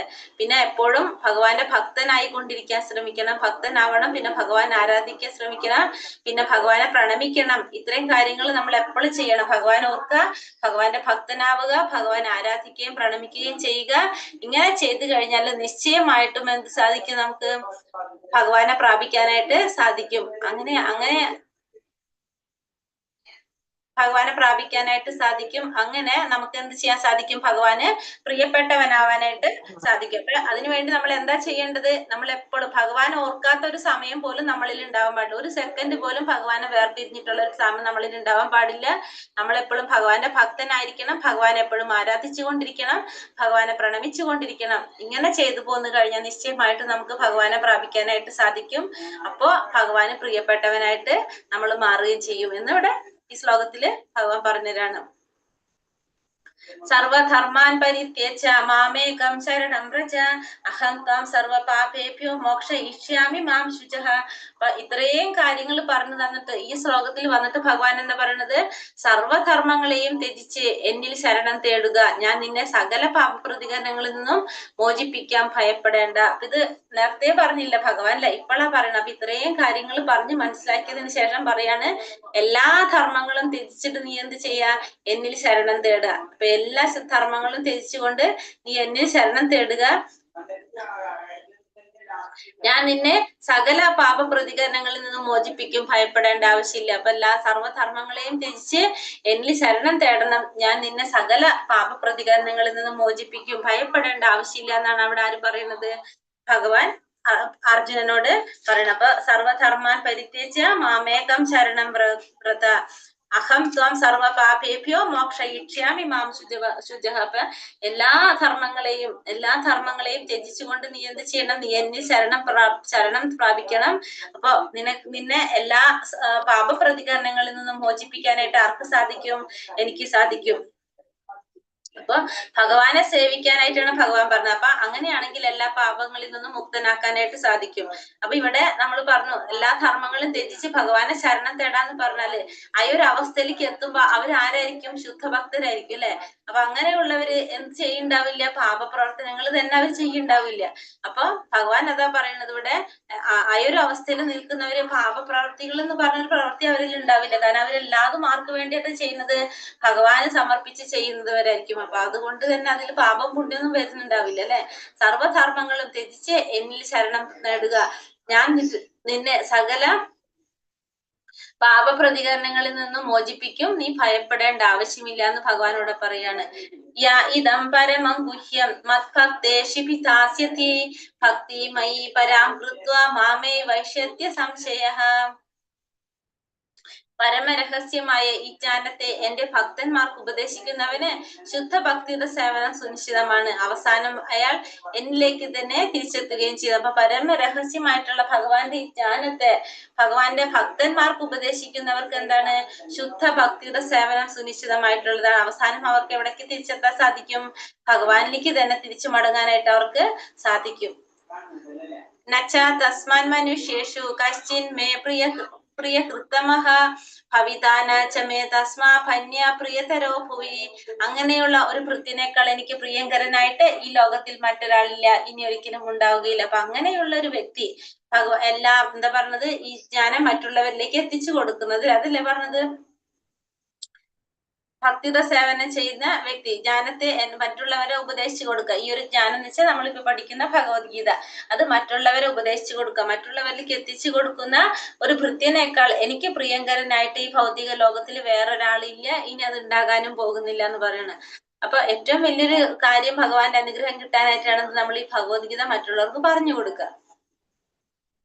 നമ്മൾ തമ്മിൽ നടത്തുന്ന പാവനമായ ഈ സംഭാഷണം പഠിച്ചറിയുന്നവർ ബുദ്ധി കൊണ്ട് എന്നെ ആരാധിക്കുകയാണ് ചെയ്യുന്നത് എന്ന് ഞാൻ പ്രഖ്യാപിക്കുന്നു. അപ്പൊ ഭഗവാനും അർജുനനും തമ്മിലുള്ള ഒരു സംഭാഷണമാണ് ഇവിടെ നടന്നുകൊണ്ടിരിക്കേണ്ടത് അല്ലെ. ഇത് മനസ്സിലാക്കിയവർ, ഇത് പഠിക്കുന്നവർക്ക് എന്താണ് ബുദ്ധി കൊണ്ട് ഭഗവാനെ ആരാധിക്കുകയാണ് ചെയ്യുന്നത് ഞാൻ പ്രഖ്യാപിക്കുന്നു. അപ്പോ നമ്മൾ തമ്മിൽ നടത്തുന്ന പാവനമായിട്ടുള്ള ഈ സംഭാഷണം പഠിച്ചറിയുന്നവർ ബുദ്ധി കൊണ്ട് എന്നെ ആരാധിക്കുകയാണെന്ന് ഞാനിവിടെ പ്രഖ്യാപിക്കുകയാണ് ചെയ്യുന്നത്. അപ്പൊ ഭഗവാനെ ബുദ്ധി കൊണ്ട് ആരാധിക്കുകയാണ് ചെയ്യുന്നത്. നീ കുന്തിപുത്ര ധനഞ്ജയ, നീ ഇതെല്ലാം ശ്രദ്ധയോട് കൂടി കേട്ടില്ലേ? അജ്ഞാനത്തിൽ നിന്നുളവായ നിന്റെ വ്യാമോഹം ഇപ്പോൾ നീങ്ങിയില്ലേ? അപ്പൊ അർജുനനോട് ഭഗവാൻ ചോദിക്കാണ്, കുന്തിപുത്ര ധനഞ്ജയ, നീ ഇതെല്ലാം ശ്രദ്ധയോട് കേട്ട് അജ്ഞാനം കൊണ്ട് നിനക്കുണ്ടായ വ്യാമോഹം ഇപ്പൊ നീങ്ങിയില്ലേ എന്നാണ് ഇവിടെ ഭഗവാൻ അർജുനോട് ചോദിക്കുന്നത്. കാരണം അർജുനനും ഭഗവാനും ആരാണ്? ഗുരുവും ശിഷ്യനുമാണ് അല്ലെ. ആ ശിഷ്യന് ഉണ്ടായ സംശയങ്ങൾ മുഴുവൻ തീർത്തു കൊടുക്കേണ്ടത് ആരുടെ ഉത്തരവാദിത്തമാണ്? ഗുരുവിന്റെ ഉത്തരവാദിത്തമാണ്. അപ്പൊ അർജുനന് വേണ്ട എല്ലാ സംശയങ്ങളും ആര് തീർത്തുകൂടെ? ഭഗവാൻ തീർത്തു കൊടുത്തു. അപ്പൊ ചോദിക്കാണ്, ഇനി നിനക്ക് സംശയങ്ങളൊന്നും ഇല്ലല്ലോ, നീ ഇതെല്ലാം ശ്രദ്ധയോട് കൂടി കേട്ടില്ലേ? അപ്പൊ അജ്ഞാനം കൊണ്ട് നിനക്ക് ഉണ്ടായിട്ടുള്ള സംശയങ്ങൾ അതെല്ലാം നിനക്കിപ്പോ നീങ്ങിയില്ലേ എന്ന് ആര് ചോദിക്കാനുണ്ട്? ഭഗവാൻ ചോദിക്കാണ്.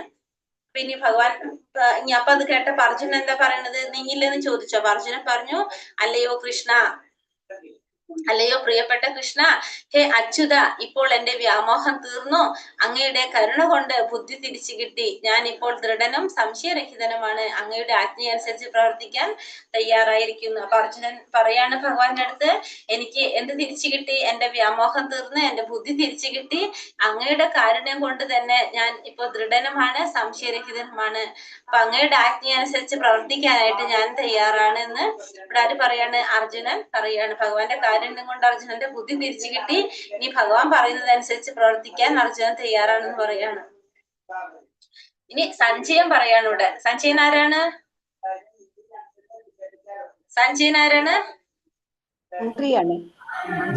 മന്ത്രി ധൃതരാഷ്ട്രമന്ത്രിയാണ് അല്ലെ സഞ്ജയൻ. ഈ സഞ്ജയൻ പറയാണ്, ഇപ്രകാരം മഹാത്മാക്കളായ കൃഷ്ണാർജുനന്മാർ തമ്മിൽ നടത്തിയ ഈ സംഭാഷണം ഞാൻ കേട്ടു. ആ സന്ദേശം, അത്ഭുതകരമായ ആ സന്ദേശം എന്നെ കോൾമയർ കൊള്ളിക്കുന്നു. അപ്പൊ ഇപ്രകാരം കൃഷ്ണനും അർജുനനും തമ്മിൽ നടന്ന ഈ സംഭാഷണം എനിക്ക് കേൾക്കാൻ സാധിച്ചു. അത്ഭുതകരമായ സന്ദേശം എന്നെ കോൾമയർ കൊള്ളിക്കുന്നു എന്ന് സഞ്ജയൻ പറയാണ്. യോഗേശ്വരനായ കൃഷ്ണൻ തന്നെ അർജുനൻ പരമരഹസ്യമായ ഈ യോഗം ഉപദേശിച്ചത് വ്യാസദേവന്റെ അനുഗ്രഹത്താൽ എനിക്ക് നേരിട്ട് കേൾക്കാൻ ഇടവന്നു. അപ്പൊ യോഗേശ്വരനായ കൃഷ്ണൻ തന്നെയാണെന്ത്? കൃഷ്ണൻ തന്നെ അർജുനന് പരമരഹസ്യമായിട്ടുള്ള ഈ യോഗം ഉപദേശിച്ചത്. അതുകൊണ്ട് അത് വ്യാസദേവന്റെ അനുഗ്രഹം കൊണ്ട് കേൾക്കാനായിട്ട് ആർക്ക് സാധിച്ചു? സഞ്ജയന് സാധിച്ചു. അപ്പൊ യോഗേശ്വരനായിട്ടുള്ള എല്ലാ യോഗികളുടെയും ഈശ്വരനായിട്ടുള്ള ഭഗവാൻ തന്നെയാണ് എന്ത് ചെയ്തത്? ഭഗവാൻ തന്നെയാണ് ആ പരമരഹസ്യമായിട്ടുള്ള ജ്ഞാനം അർജുനന് ഉപദേശിച്ചു കൊടുത്തത്. വ്യാസദേവന്റെ അനുഗ്രഹം കൊണ്ട് അത് കേൾക്കാൻ ആർക്ക് കൂടി സാധിക്കുകയാണ്? ഇവിടെ സഞ്ജയന് കൂടി സാധിക്കുകയാണ് ചെയ്യുന്നത്. അർജുനന്മാരുടെ അത്ഭുതകരമായ ഈ കൃഷ്ണാർജുനന്മാരുടെ അത്ഭുതകരമായിട്ടുള്ള ഈ പുണ്യ സംഭാഷണം വീണ്ടും വീണ്ടും ഓർത്തോർത്ത് അനുനിമിഷം ആനന്ദ പുളകിതനാകുന്നു രാജാവേ. അപ്പൊ രാജാവിനോട് പറയാണ്, ധൃതരാഷ്ട്രനോട് പറയാണ്, കൃഷ്ണനും അർജുനനും തമ്മിലുള്ള ഈ പുണ്യ സംവാദം, ഈ സംവാദം എന്താണ്? വീണ്ടും വീണ്ടും ഓർത്തോർത്ത് ഞാൻ അനുനിമിഷം ആനന്ദ പുളകിതനാകുന്നു. അപ്പൊ ഇതിനെ കുറിച്ച് വീണ്ടും വീണ്ടും രാവിലെ നമ്മൾ ഓർക്കുകയാണെങ്കിൽ അല്ലെ, അതായത് ഭഗവാന് നമ്മൾ എന്ത് ചെയ്യണം? സോറി, ഒരു സെക്കൻഡ് ഞാൻ വിട്ടുപോയിട്ട് പെട്ടെന്ന്. കൃഷ്ണാർജുനന്മാരുടെ അത്ഭുതകരമായിട്ടുള്ള ഈ പുണ്യ സംവാദം വീണ്ടും വീണ്ടും ഓർത്തോർത്ത് ഞാൻ എന്താണ്? അനുനിമിഷം ആനന്ദ പുളകിതനാകുന്നു രാജാവേ എന്ന് പറയാണ്. അപ്പൊ സഞ്ജയൻ ഇത് കേട്ട് സഞ്ജയൻ ഇത് ആരുടെ അനുഗ്രഹം കൊണ്ടാണ് കേൾക്കാൻ സാധിച്ചത്? വ്യാസദേവന്റെ അനുഗ്രഹം കൊണ്ടാണ് കേൾക്കാനായിട്ട് സാധിച്ചത് അല്ലെ. അപ്പൊ ഈ അത്ഭുതകരമായിട്ടുള്ള പുണ്യ സംവാദം വീണ്ടും വീണ്ടും ഓർത്തോർത്ത് എന്ത് ചെയ്യാണ്? അനുനിമിഷം ആനന്ദ പുളകിതനാകാണ് ചെയ്യുന്നത്. അപ്പൊ നമുക്കറിയാം ഇതിലിപ്പോ വ്യാസദേവൻ എന്തൊക്കെ കണ്ടു? ഭഗവാന്റെ പല രൂപത്തിൽ കണ്ടു അല്ലെ. ഭഗവാനെ ആര് സഞ്ജയൻ. വ്യാസദേവന്റെ അനുഗ്രഹം കൊണ്ട് ഭഗവാൻ എങ്ങനെയൊക്കെ കാണാനായിട്ട് സാധിച്ചു? ഭഗവാനെ ചതുർഭുജത്തിൽ കാണാൻ സാധിച്ചു, നാരായണ രൂപത്തിൽ കാണാൻ സാധിച്ചു, അതായത് പിന്നെ ശ്യാമസുന്ദര രൂപത്തിൽ കാണാൻ സാധിച്ചു, പിന്നെന്താണ് വിശ്വരൂപത്തിൽ കാണാൻ സാധിച്ചു. ഇതൊക്കെ സാധിച്ചെന്നുകൊണ്ടാണ് വ്യാസദേവന്റെ അനുഗ്രഹം കൊണ്ടാണ്. അപ്പോ ഈ അത്ഭുതകരമായിട്ടുള്ള ഈ പുണ്യ സംവാദം കേൾക്കാനായിട്ട് സാധിച്ചു. അപ്പൊ ഇതൊക്കെ ഓർക്കും തോറും ആർക്ക് ആനന്ദപുളകിതനാവാണ്? ഇവിടെ ആനന്ദപുളകിതനാണ് ചെയ്യണത് അല്ലെ? അപ്പൊ രാജാവിനോട് പറയാണ്, ഞാനത് വീണ്ടും വീണ്ടും ഓർക്കും തോറും ഞാൻ ആനന്ദപുളകിതനാകാണ് രാജാവേ എന്നുള്ളത് ആര് പറയാണ് ഇവിടെ? സഞ്ജയൻ അല്ലയോ രാജാവേ, കൃഷ്ണന്റെ അത്ഭുതാവഹമായ ആ രൂപം ഓർക്കും തോറും എനിക്ക് വിസ്മയം വർദ്ധിക്കുന്നു, വീണ്ടും വീണ്ടും സന്തോഷമുണ്ടാകുന്നു. അപ്പൊ പറയാണ്, അല്ലയോ രാജാവേ, കൃഷ്ണന്റെ അത്ഭുതാവഹമായിട്ടുള്ള ആ രൂപം ഓർക്കും തോറും എന്താണ്?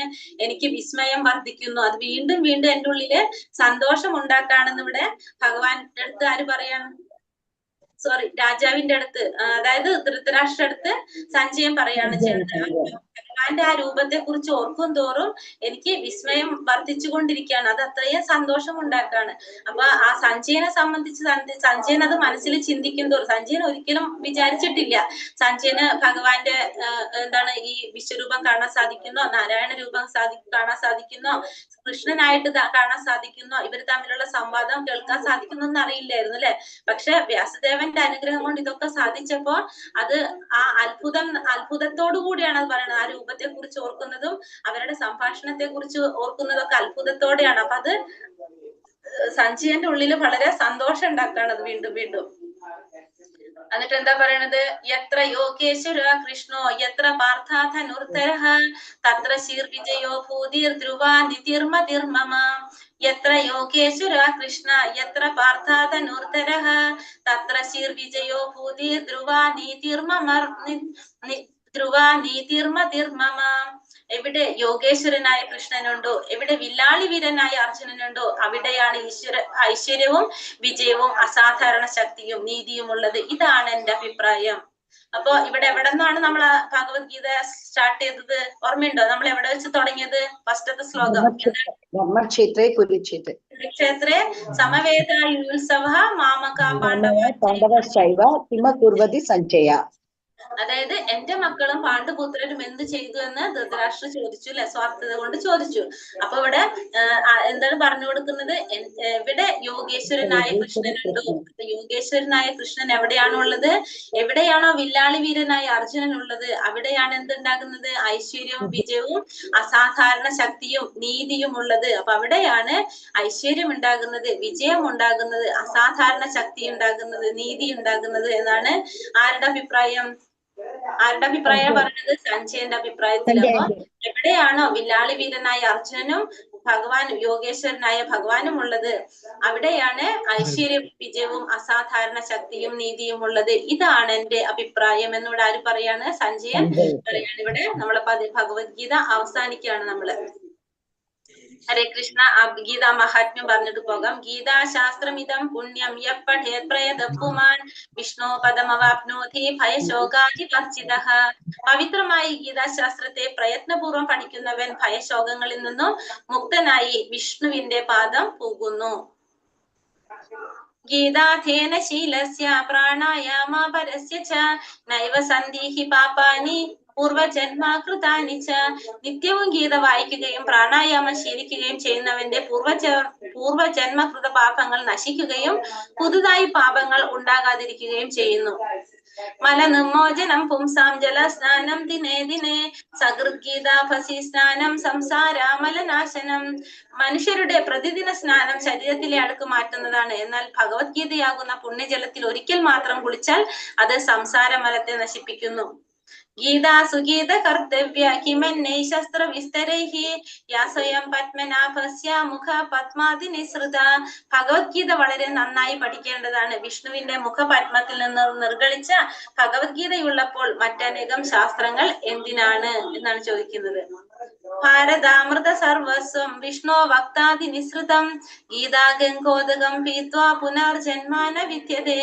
മഹാഭാരതത്തിന്റെ സാരവും ഭഗവാൻ വിഷ്ണുവിന്റെ തന്നെ മുഖത്തു നിന്ന് പുറപ്പെട്ടതുമായ ഗീതയാകുന്ന പവിത്രമായ ഗംഗാജലം കുടിച്ചാൽ പുനർജന്മം ഉണ്ടാകുന്നതല്ല. ഏകം ശാസ്ത്രം ദേവകീ പുത്രഗീതം ഏകോ ദേവോ ദേവകീ പുത്ര ഏവ ഏകോ മന്ത്രസ്തസ്യ നാമാനി യാനി കർമാപ്യേകം തസ്യ ദേവസ്യ സേവ.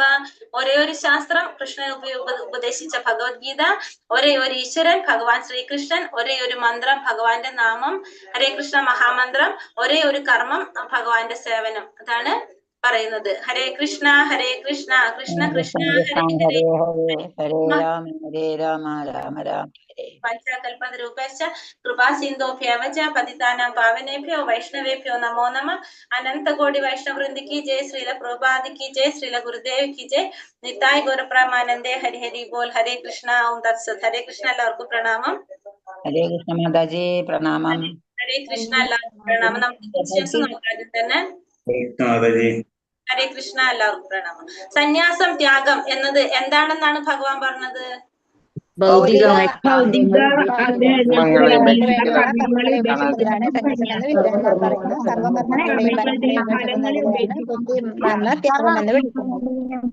ഉപേക്ഷിക്കുന്നതിനെയാണ് ത്യാഗം എന്ന് പറയുന്നത്. ഭൗതിക വാഞ്ചകൾക്ക് വേണ്ടി കർമ്മങ്ങൾ ഉപേക്ഷിച്ചാൽ അതിനെ സന്യാസം എന്ന് പറയും. സർവ കർമ്മങ്ങളുടെയും ഫലങ്ങൾ ഉപേക്ഷിച്ചിട്ട് അഞ്ചാമത്തെ ശ്ലോകത്തിൽ എന്താ പറഞ്ഞത്?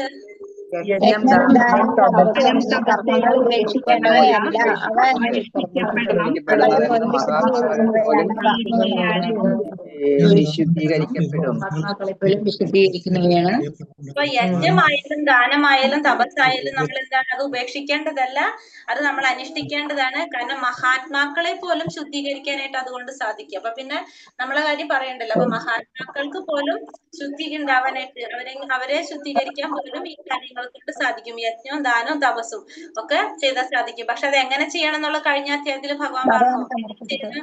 ശ്രദ്ധയോടെ അല്ലെ, ഭഗവാനിൽ വിശ്വാസം കൊണ്ടായിരിക്കണം നമ്മൾ അത് ചെയ്യേണ്ടതെന്നുള്ളത് എങ്ങനെയാണ് യജ്ഞങ്ങൾ ചെയ്യേണ്ടത്? ആസക്തിയോ ബലോദ്ദേശമോ കൂടാതെ അനുഷ്ഠിക്കപ്പെടേണ്ടവയാണ് ഈ കർമ്മങ്ങൾ. ആസക്തി ഇല്ലാതെ ഫലം ആഗ്രഹിക്കാതെയാണ് നമ്മളിത് ആസക്തിയോ ഫലച്യുതോ കൂടാതെ അനുഷ്ഠിക്കപ്പെടേണ്ടതാണ്. ഓരോ കർമ്മങ്ങൾ അതീവ നിർവഹണം എന്ന നിലയിലാണ് അനുഷ്ഠിക്കേണ്ടത്. പിന്നെ സാത്വികമായിട്ടുള്ള ബുദ്ധി എങ്ങനെയാണ്? ചെയ്യേണ്ടതും ചെയ്തുകൂടാത്തതും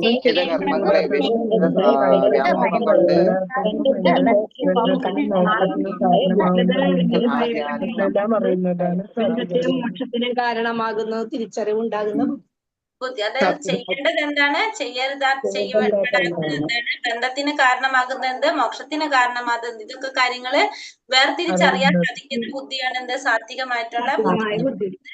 65-ാമത്തെ ശ്ലോകത്തിൽ എന്താ ഭഗവാൻ പറയണേ? എപ്പോഴും എന്നെ ഓർക്കണം,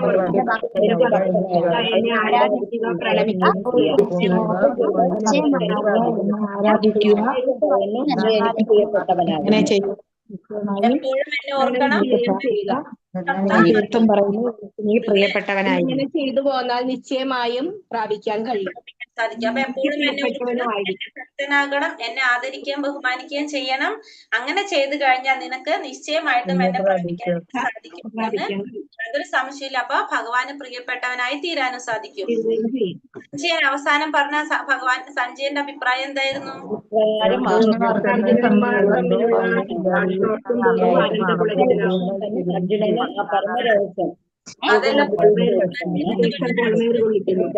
കൃഷ്ണന്റെ അത്ഭുതാവഹമായ രൂപം വിസ്മയം പറഞ്ഞത് അതല്ല. സഞ്ജയൻ എന്ത് പറഞ്ഞത്? എത്ര യോഗേശ്വര കൃഷ്ണ, എത്ര പറഞ്ഞത്.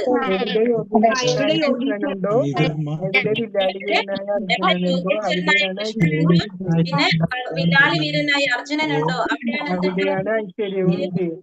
സാധാരണ ശക്തിയും ഉണ്ടാകുന്നത്. അതാണ് സഞ്ജയന്റെ അഭിപ്രായം. അപ്പൊ സഞ്ജയൻ എന്താ പറഞ്ഞത്? ലാസ്റ്റ് പറഞ്ഞത് എത്ര യോഗേശ്വര കൃഷ്ണ, എത്ര പാർത്ഥ